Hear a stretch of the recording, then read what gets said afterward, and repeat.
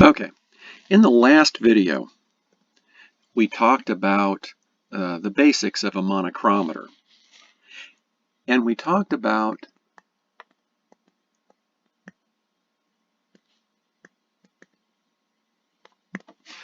the power of a monochromator is based on the dispersion that can be created. What that meant was that if we had a prism and we ran white light through it,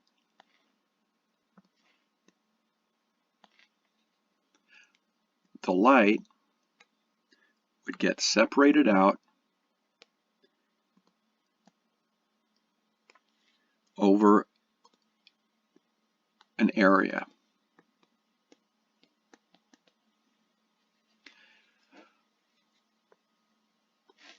The area that it is dispersed out on is called the focal plane.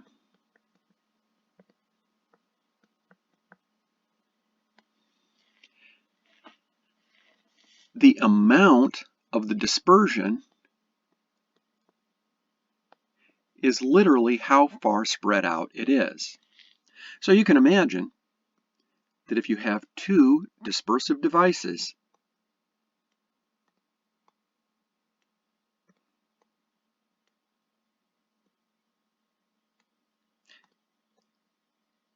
and one is more powerful than the other,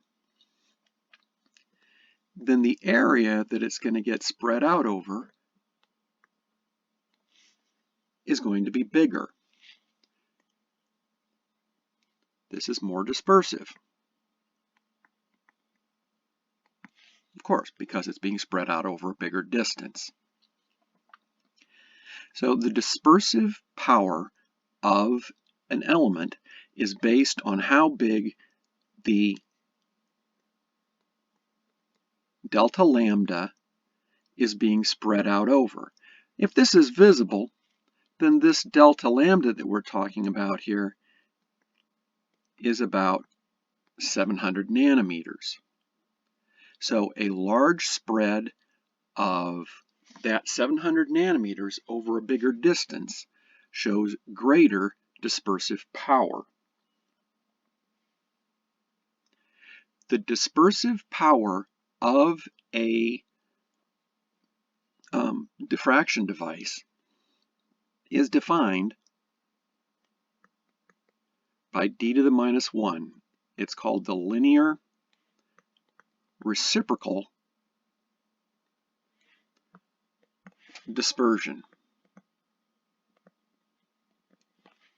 And d to the minus 1 is defined by delta lambda over delta x. That means that if you have 700 nanometers spread out over, I don't know, let's say 350 millimeters. This is a big distance, like a meter, and this is a smaller distance, let's say 100 nanometers. Then the bigger the distance, the bigger the dispersion. But that means if we were calculating it for those two things, d to the minus 1 for the first element would mean that we took that 700 nanometers and we spread it out over 100 millimeters. That means the dispersive power would be 7 nanometers for every 1 millimeter. As opposed to the second one, if it's spread out over a bigger distance, we'd have that same 700 nanometers spread out over 350 millimeters. That would be 2 nanometers per millimeter.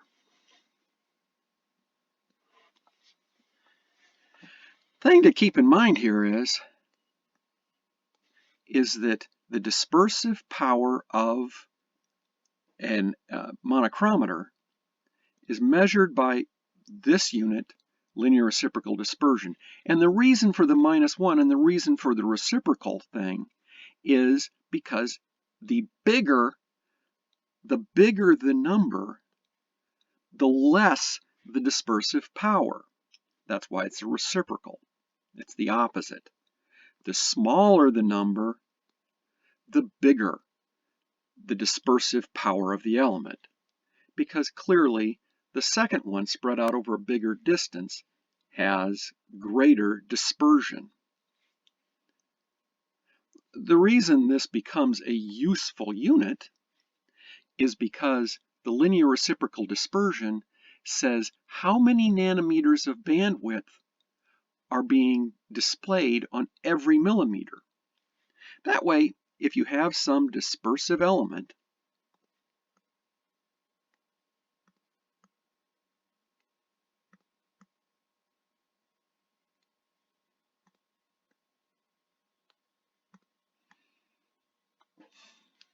and you put a slit in the way, just some barrier that blocks out some of the light, and I use the slit width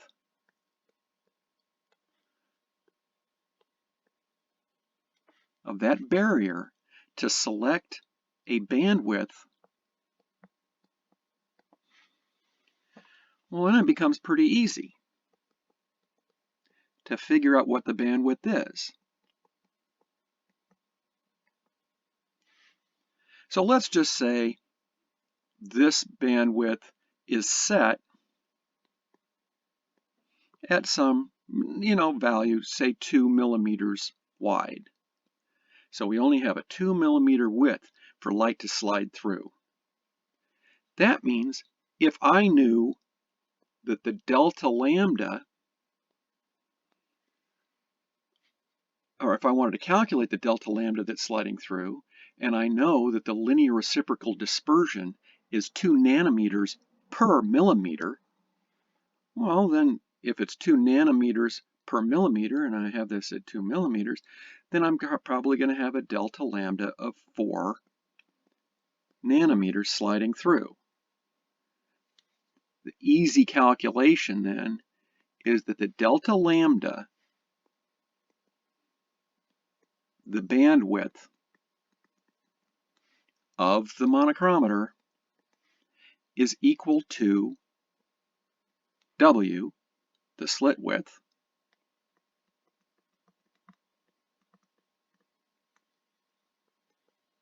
times d to the -1. So if you have slit width in millimeters times a delta lambda of nanometers of bandwidth per millimeters of slit width, those millimeters are going to cancel, and you're simply going to have how many nanometers you're actually studying based on the monochromator. That doesn't necessarily define what's going to be resolved, however, because if you're trying to resolve two peaks that are, let's say, 4 nanometers apart, and you have a 4 nanometer slit width, you'll never be able to resolve those two peaks from each other if the bandwidth is 4 millimeters.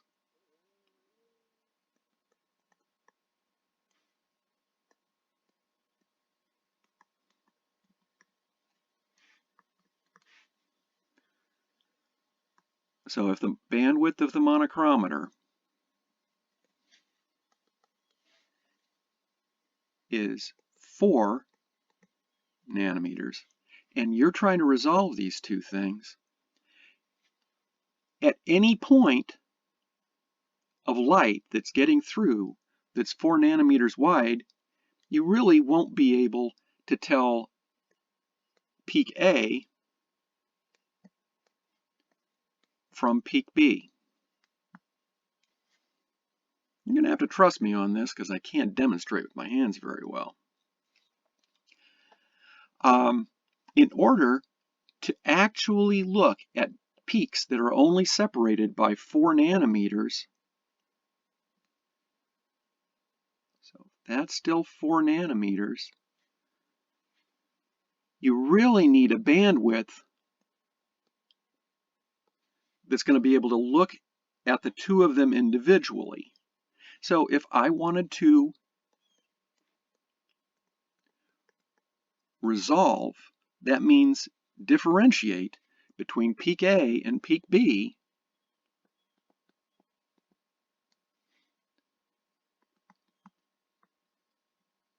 I need a bandwidth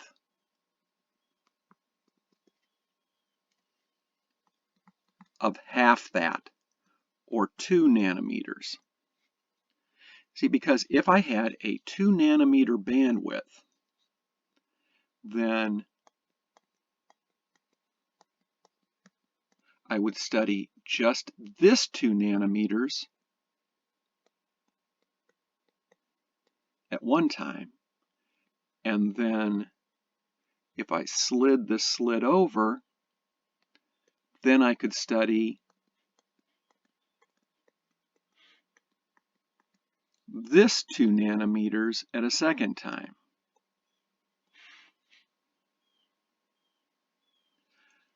Bottom line here, you can talk about the bandwidth of the monochromator.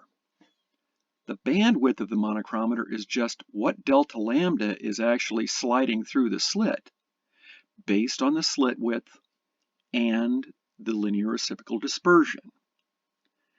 But if analytically you're trying to resolve 2 peaks, your bandwidth has to be half the size of the distance between the 2 peaks you're trying to resolve.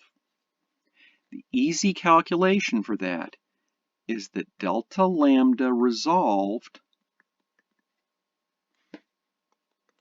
equals 2 WD to the minus 1, where this is the slit, that's the bandpass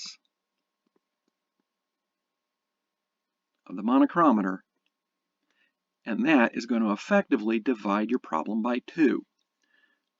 Let me show you.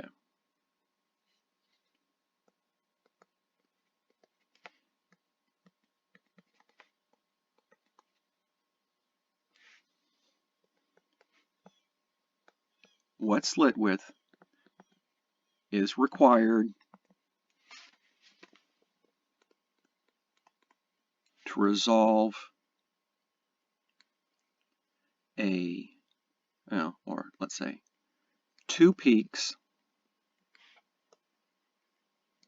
that are 5 nanometers apart,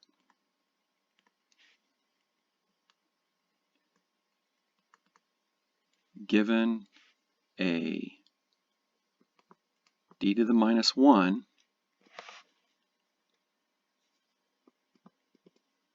of 2 nanometers per millimeter. Okay, so we want to resolve a 5 nanometer distance. All we have to do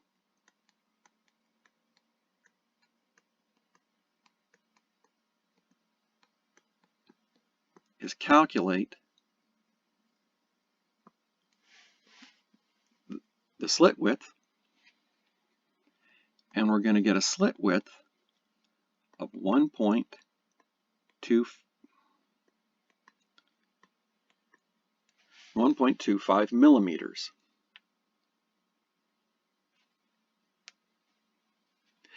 At that point, we should be able to resolve those 2 peaks from each other. This is going to be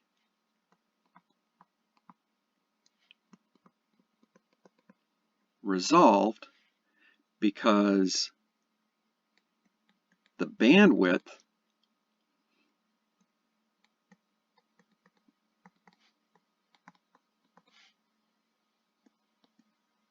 is actually only 2.5 nanometers.